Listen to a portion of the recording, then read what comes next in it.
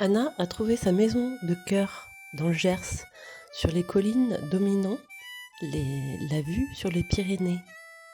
Cette maison traditionnelle gasconne, paysanne, avec peu de hauteur, est assez étendue. À l'ouest, on voit cette longue façade comme un patchwork de reprises. On voit un certain nombre de percements. Actuellement, elle est fermée pour le moment. On voit cette façade sud-ouest qui est endommagée par le temps. Les enduits sont un peu grisés. Et puis, on arrive au nord, dans la travée arrière, qui met en évidence le volume existant de la maison. On ne se rend pas vraiment compte comme ça que c'est une maison très étendue et qui, du coup, a beaucoup de surface au sol et beaucoup de surface de plancher à l'étage avec des volumes qui se dessinent. Quand on passe à la façade est, on voit ce mur avec des pierres en soubassement et des briquettes de terre cuite.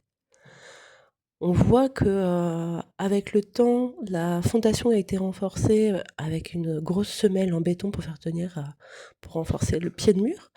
Et puis au-dessus, on voit cet ensemble, d'adobes, de briquettes de terre crue qui, qui mettent en évidence que, le toit auparavant n'était pas de cette manière-là. Et au-dessus, ce patchwork en fait de remplissage avec des briquettes de terre cuite creuse et des briquettes de mâche vert grise. Donc c'est une maison qui a évolué au cours du temps en fonction de ses habitants et des besoins, comme toujours. Là, on passe à la façade est qui a été rénovée, donc on voit cet enduit d'un ton clair plutôt joli. Sauf qu'on constate que il est abîmé. Il y a des endroits où ça a gonflé, ça a poussé, ça a cassé.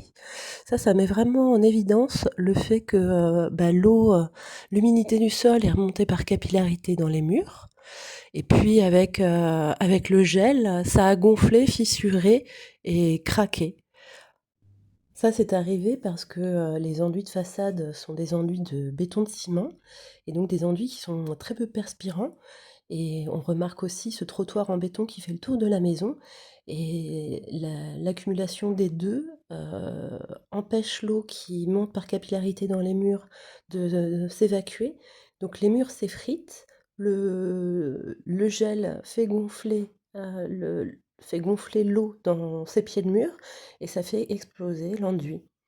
Donc la solution à cette problématique, c'est de piquer le soubassement d'enduit des murs de manière à les laisser respirer, leur permettre de se ventiler.